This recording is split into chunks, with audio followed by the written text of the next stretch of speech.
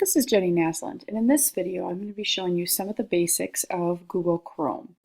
So first off, Google Chrome and Google are two different things. So this is my Google account and I'm signed in. You can see my picture here, and that's different than my Google Chrome account. And it's a important thing to understand because a lot of people think I'm signed into my Google account, I'm signed into my Google Chrome account, which is not true. So to check to see if you're signed into Google Chrome, I'm going to click on this little button here, and you're going to go to Settings, and I'll just scroll down, and it has a person here, but it's not my name, so I can tell that I'm not signed in. So I'm going to go ahead and sign in. I'm going to add a person, and you can pick a picture. You can eventually change the picture. I'm going to pick a picture, put my name, I'm going to hit Add, and then it's going to prompt me to sign in. So I'm going to sign in, and I'm going to use my 277apps account email to sign in. And then I'm going to type my password and hit next. Now this takes a couple of minutes, but what's going to happen is say, oh, we found this account. And we're going to say link data. And what it's going to do is it's like, oh, we found you.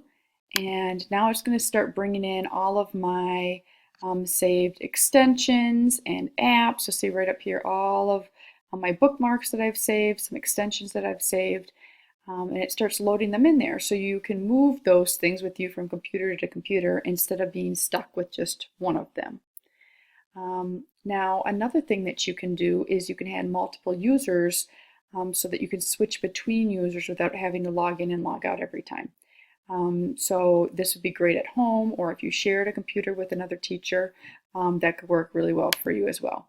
So let me go ahead and show you what that looks like to create a new account. I'm going to click again right up here, and I'm going to go back to settings.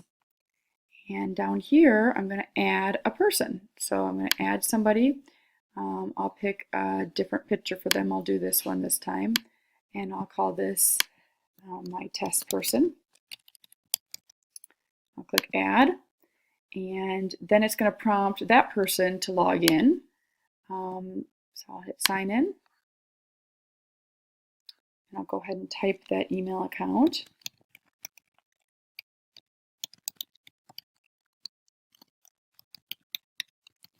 I'll click next, and then I'll go ahead and type the password for that account. Click next, and then it's going to prompt, yep, that's who I am, and now it'll start syncing that account. So you'll see this account has some of its own bookmarks as well. And the nice thing is, if I click up on this name, I can switch between accounts really quickly. Now I'm onto my Jenny account, and now I'm onto my test account. I can switch between them really quickly and easily, which would work really well if you were if you were sharing a computer with somebody else. All right, so next I'm going to show you how to open up different tabs. So if I click right here, I will get a new tab. I'll have my old tabs here. I can easily move tabs by dragging them. And if I want to delete a tab, let's say I'm done with the settings tab, I can just click on it and it'll delete. So that's kind of nice that you can move around between them. Now another cool thing is you can add bookmarks. So let's say that I want to put a bookmark on my Schoology account because I know I'm going to use Schoology often. There's a couple ways I can add bookmarks.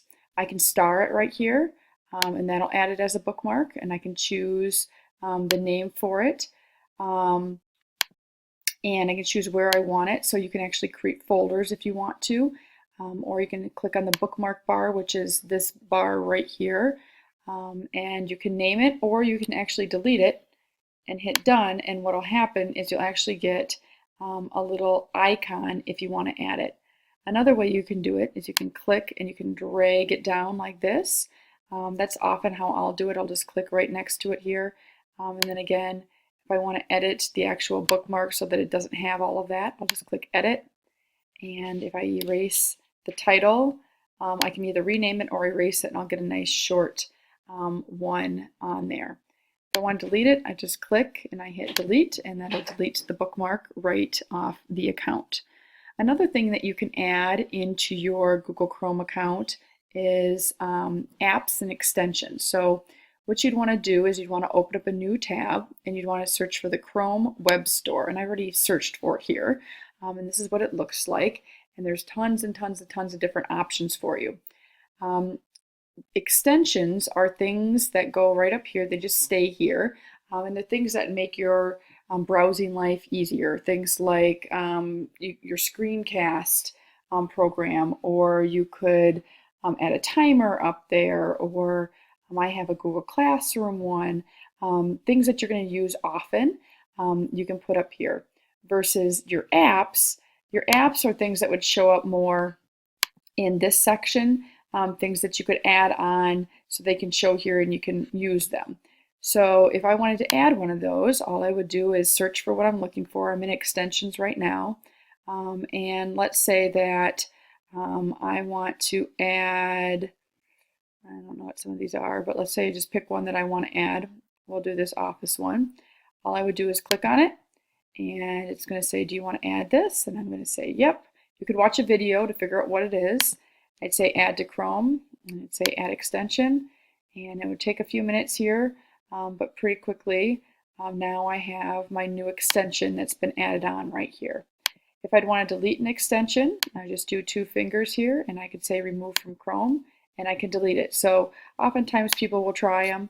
If they don't like them, then they'll just delete them and go look for something else. So you can have fun kind of looking there and finding different things that you might be interested in adding to your Chrome experience. Another thing that you can do in Chrome that is pretty helpful is called incognito mode.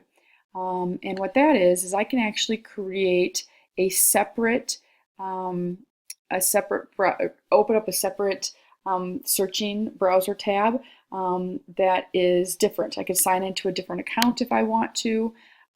Sometimes if I have kids in my class that are going to show presentations, instead of having them logging me out and logging them in, I'll open incognito mode and then I'll be able to have them log in that way. So all we do is we just click on, I'm going to click on my little 3 dots here and I'm going to say new incognito window, and it'll pop up like this, and you'll see that now I still have my stuff down here, but I'm in a brand new account. So if I wanted to log into Google on a different account, I just go to my Google homepage here, and then I can sign in as a different person, and I can actually have 2 different windows going at the same time. So those are the basics about Google Chrome. Thanks for joining me.